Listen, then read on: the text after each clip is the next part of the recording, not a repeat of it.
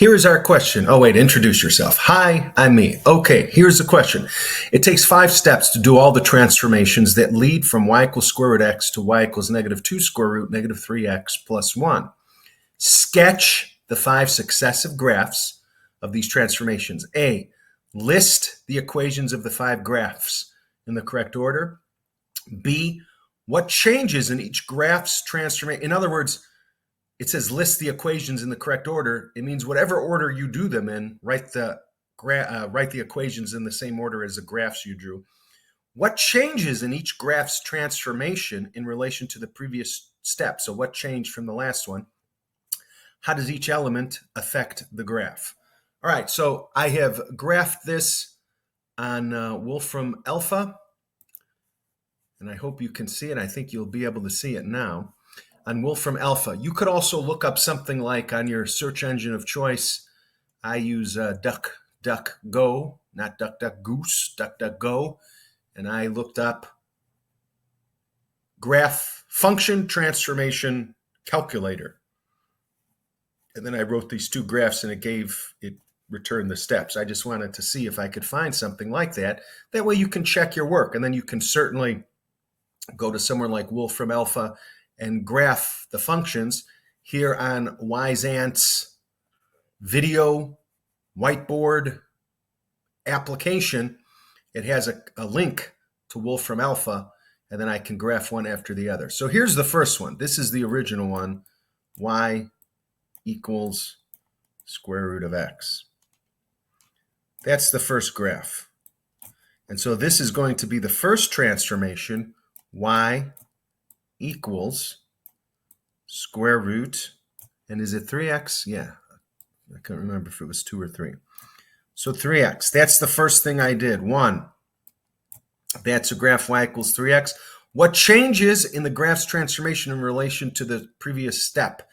It's a horizontal, wait a minute, I'm not going to try to write that with a pen because I can't use my stylus, something wrong with my touchscreen.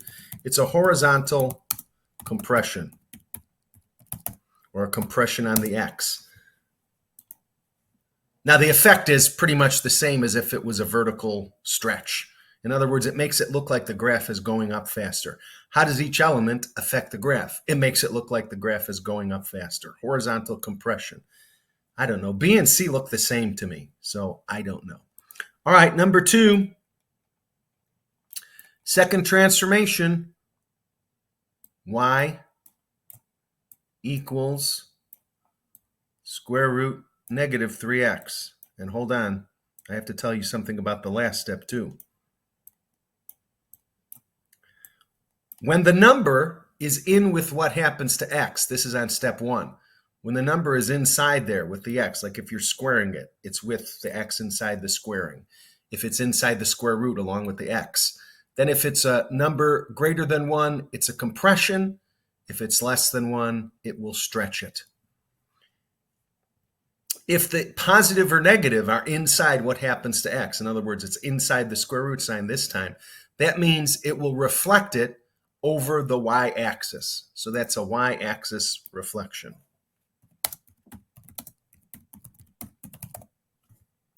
And I think I can move this like that so it's nice and even.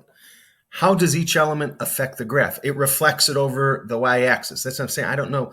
B says, what changes in each graph's transformation in relation to the previous step? Well, I multiplied by negative here. Maybe that's what they're asking for. Here I did this. I just put a little arrow and point to it. Here I did that. I multiplied by the negative. And how does this affect each graph? It's a y-axis reflection. Now, what's the next thing? Let's see. We'll do this. I just have to keep these in the same order. So wherever I put them in order on this graph, I have to write them here. The next thing will be this one. Y equals, this is this gold line or yellow line. Y equals 2 square root minus 3x. Here's what changed, the 2. And that's called a vertical stretch. Now again, a vertical stretch and a horizontal compression look the same. So in other words, it goes up faster, up and down faster than it was before. But you could also say that it's happening faster in regard to x. So it looks like a horizontal compression, but because the 2 is outside of what's being done with x, it's a vertical stretch. It makes it go up faster. That's number 3. And there was something else I was going to say. Oh, yes. When the number is outside of what's happening to the x, in other words, it's outside of the square root here, then it's a change vertical. If it's greater than 1, then it's a vertical stretch. If it's less than 1, it's a vertical compression. When the number is inside what's happening to x, like here, then when it's greater than 1, it's a compression, and less than 1, it's a stretch. All right, number 4, what are we going to be changing for our 4th change? We are going to go down here. This is this purple one. And this is going to be y equals minus 2 square root minus 3 x. So again, when the negative sign was inside, that's this one, the blue one.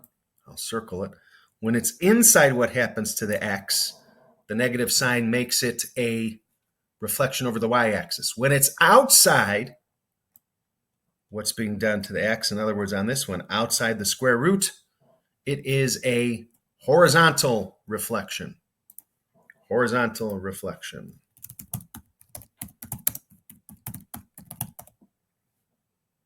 Horizontal reflection. And then the 5th change, we just have one more thing to do. And for some reason, we're doing an ABC, which I don't want to do. How do I get rid of that? Wait a minute. Wait just a minute.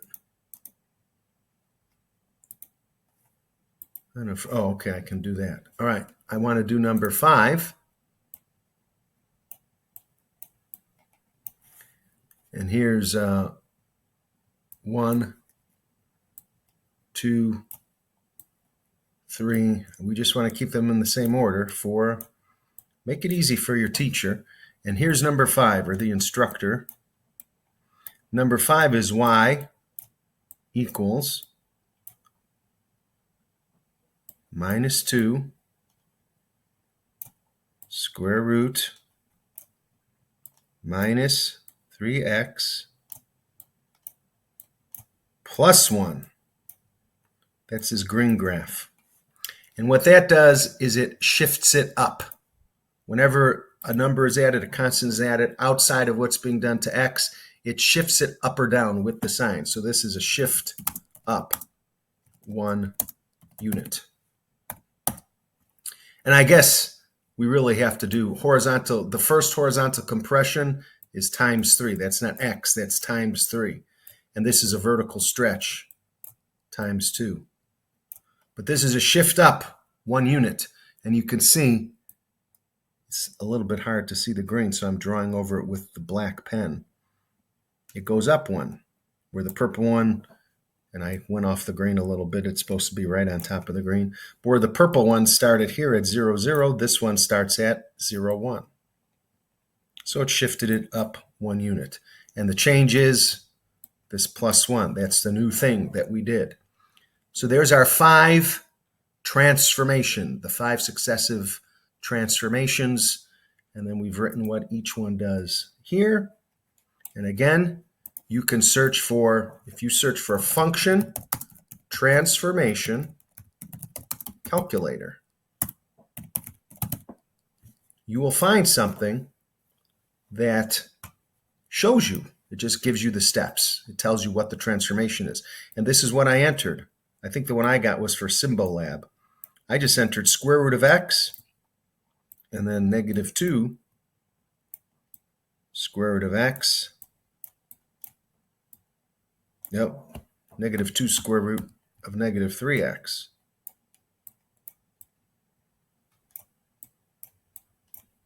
Plus 1. And I think on Symbolab I had it right. Instead of the square root sign, you have to write sqrt. But anyway, that's what I entered after I searched for function transformation calculator, clicked on one, entered those things just to see if it existed. And now I know it exists. So if you have other problems like this, you can do a similar search, find such a calculator, and just check your work to make sure you've got everything right. I'm not telling you to do this to cheat, because then you don't learn. Do it to check, because if you know what the right answer is and then you know how to find it, now you're making sure that you're doing things the right way and you can check it. So there it is. If you need to see it again, rewind, watch it again. Be kind, rewind. That's all.